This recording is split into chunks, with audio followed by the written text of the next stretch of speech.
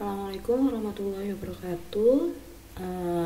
Pada kesempatan ini kita akan membahas bagaimana cara menuliskan hasil pengujian model error correction atau model koreksi kesalahan dengan menggunakan hasil dari FUS-nya, bagaimana cara kita untuk menuliskannya dalam bentuk laporan. Jadi yang pertama kali teman-teman harus lakukan adalah membuat judulnya terlebih dahulu. Salah satu judul yang mungkin bisa dipakai adalah seperti ini. Jadi pengaruh non-performing finance terhadap return on asset dengan pendekatan error correction model. Ada beberapa yang tidak menggunakan kata dengan pendekatan error correction model. Ada juga yang menggunakan langsung judulnya saja tanpa ada pendekatannya. Ada juga yang menggunakan dalam jangka panjang atau dalam jangka pendek. Jadi, silahkan nanti teman-teman menyesuaikan judulnya sesuai dengan data yang diberikan. Kemudian bagaimana cara kita memasukkan datanya di sini? Jadi sebelum memasukkan data, teman-teman harus juga membuka hasil yang ada di FUS. Di sini sudah kita beri angka dari 1 sampai dengan 8, kita sesuaikan nanti dengan hasil yang ada di sebelah sini. Saya kecilkan saja biar bisa muat dua-duanya, biar lebih gampang. Nah, mulai dari yang pertama di hasil dan pembahasan, di nomor 1 adalah statistik deskriptif. Di statistik deskriptif ini, teman-teman bisa copy dari start deskriptif seperti ini. Teman-teman copy, sesuaikan dengan di bagian mana saja teman-teman butuhkan untuk pembahasannya. Alangkah baiknya ketika di sini dia menggunakan titik, ketika sudah dimasukkan di dalam hasil dan pembahasan bisa dirubah menjadi koma. Tapi ini untuk sementara tidak menjadi suatu bentuk kewajiban. Yang penting teman-teman tahu di mana posisi yang harus dia dipindahkan ke sebelah deskriptif statistik. Selesai di deskriptif statistik, teman-teman bisa mendeskripsikan hasil yang ada di dalam tabel 1, kemudian bisa lanjut ke gambar. Di gambar, teman-teman bisa ambil dari visi grafik, teman-teman klik kanan, kemudian copy to clipboard, kemudian bisa dipindahkan ke sebelah sini. Kita bisa beri nama dia sebagai gambar 1, plot, NPF, dan ROA. Dari gambar ini, teman-teman diperbolehkan mendeskripsikan gambarnya sesuai dengan apa yang teman-teman pahami. Tidak harus antara satu dengan yang lain akan menghasilkan hasil yang sama. Kemudian langkah selanjutnya adalah pengujian stasionaritas. Pengujian stasionaritas di sini kita buat dia itu menjadi lebih sederhana. Jadi dari sini kita mulai dari yang ROA pada tingkat level. Nah, di ROA pada tingkat level kita bisa menuliskan T statistik dan probabilitasnya. Jadi T statistiknya kita pindahkan ke sebelah sini, kemudian probabilitasnya juga kita pindahkan di sebelah sini. Kemudian kita tutup. Nah, keputusan ini didasarkan pada nilai probabilitasnya, apakah dia lebih besar dari alfa ataukah kurang dari alfa. Jadi kalau dia lebih besar dari alfa berarti TS itu tidak stasioner, kalau dia kurang dari alfa berarti dia stasioner. Ini untuk yang pertama, untuk ROA di tingkat level. Kemudian teman-teman buka lagi ROA untuk tingkat first difference. Teman-teman bisa masukkan T statistiknya di sebelah sini. Jadi ini kita masukkan di sebelah sini. Kemudian probabilitasnya kita masukkan di sebelahnya. Karena dia kurang dari alfa, maka kita katakan dia stasioner. Selesai untuk ROA, kita lanjut ke NPF di bagian level. NPF berarti di sini ada ketemu min 1,236, kemudian probabilitasnya adalah 0,645. Cukup teman-teman ambil yang di bagian atas dan disimpulkan dia tidak stasioner karena dia lebih dari alfa. Kemudian lanjut ke stasionaritas first difference. Nah, teman-teman dapatkan T statistiknya, probabilitasnya min 5,3898 dengan probnya adalah 0,001, berarti dia stasioner. Untuk pengujian stasionaritas yang teman-teman harus pahami adalah untuk H0 dia menggunakan data stasioner. Saya besarkan biar kelihatan. Jadi H0-nya itu adalah data stasioner dan HA-nya adalah atau H1 itu adalah data tidak stasioner. Sehingga ketika teman-teman mendapatkan nilai probabilitasnya di sini dia lebih besar dari alfa, maka teman-teman akan terima H0, berarti dia tidak stasioner. Kemudian kalau dia kurang dari alfa, maka teman-teman akan terima H1 yaitu datanya stasioner.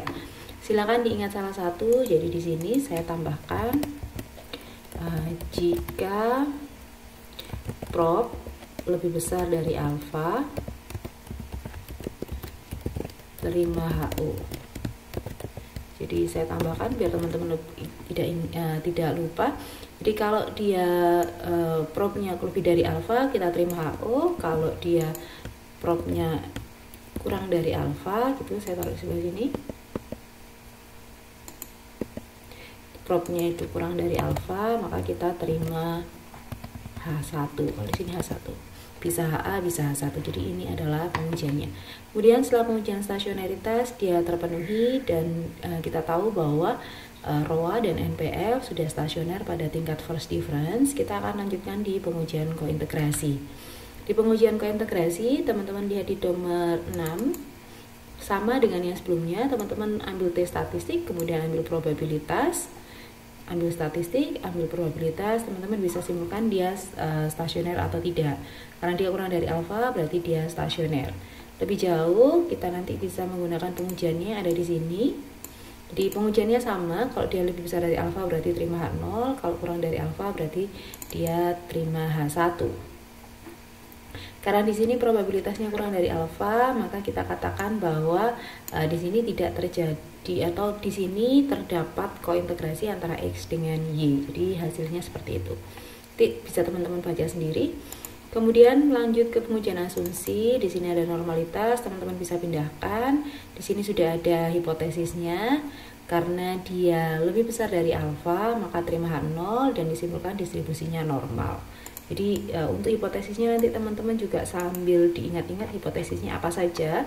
Karena ketika nanti teman-teman tahu hipotesisnya, maka teman-teman bisa memutuskan kira-kira ini hasil saya apa ya, kesimpulan saya apa gitu. Nah di sini dia terima H0, biar kelihatan terima H0 dan disimpulkan datanya berdistribusi atau residualnya berdistribusi normal. Di sini residual berdistribusi normal.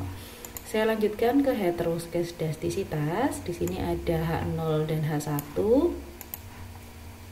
Kita tahu bahwa probabilitasnya lebih besar dari alfa, maka teman-teman akan terima H0. Terima H0 dan disimpulkan varian homogen atau tidak terjadi heteroskedastisitas.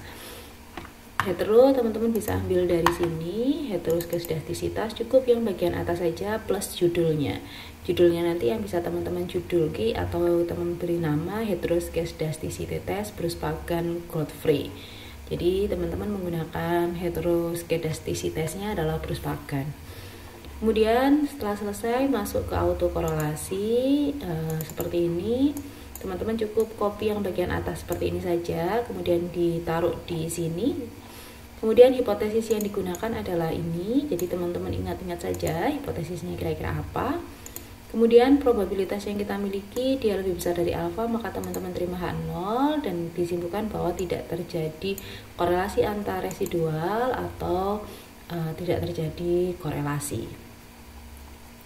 Terakhir untuk pengujian multikolinearitas, tapi biasanya kalau multiko itu nggak ada H0 H1-nya. Ini kita lebih gampangkan aja biar lebih gampang. Jadi di sini H0-nya dia multiko, tidak terjadi multiko dan terjadi multiko. Jadi ini karena dia kurang dari alfa, kurang dari 10, maka dia terima HO dan kita simpulkan bahwa tidak terjadi multikolinearitas. Kemudian multiko teman-teman ambil di sini multiko, teman-teman copy semuanya, kemudian diletakkan di sebelah sini. Selesai di multiko kita interpretasi model jangka pendek. Di jangka pendek ini, jangka pendek, kalau kita copy semuanya mulai dari sini sampai ke bawah. Jadi yang metodenya tidak usah dituliskan dan seterusnya harus dituliskan. Jadi biar tabel yang teman-teman dapatkan lebih bagus. Kemudian untuk membuat modelnya, teman-teman harus mengambil nilai yang ada di bagian koefisien. Jadi nilainya dari sini. Teman-teman akan mengambilnya di sini, kemudian dideskripsikan di sebelah sini. DROAT sama dengan min 0,0119, min 0,0917D NPFT min 0,5811 ECT min 1 plus error 2.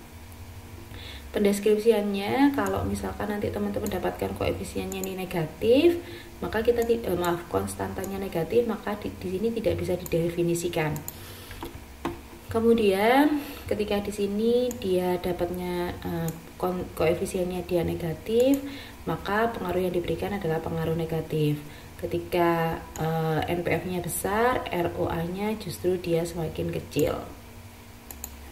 Jadi di sini juga sama errornya, kalau errornya semakin besar maka ECT-nya dia semakin kecil. Kemudian di sini ada pengujian F, kemudian ada pengujian T. Pengujian F teman-teman bisa ambil atau bisa lihat di bagian di sini. Di sini ada pengujian uji F. Nah, dari uji F ini teman-teman bisa melakukan pengujian untuk melihat apakah ada pengaruh variabel independen terhadap variabel dependen secara simultan. Karena dia kurang dari alfa, di sini teman-teman akan menerima H1. Jadi terima H1 dan disimpulkan bahwa variabel independen dalam hal ini adalah DNPF dan ECT-1, dia berpengaruh terhadap DROA secara simultan. Selanjutnya di uji parsial, di sini ada uji parsialnya, nanti teman-teman bisa melakukan uji parsialnya 2 kali. Kemudian koefisien determinasi itu ada di bagian R². Nanti coba dibaca. Untuk jangka pendek dia sama, koefisien dia menggunakan angka yang ada di sini, ini koefisiennya. Kemudian konstantanya, kalau konstanta artinya ketika nilai NPF-nya adalah 0%, ROA-nya dia adalah 2,311%. Jadi kalau dia tidak ada NPF-nya pembiayaan pembiayaan bermasalah ya. Kalau tidak ada pembiayaan bermasalah maka dia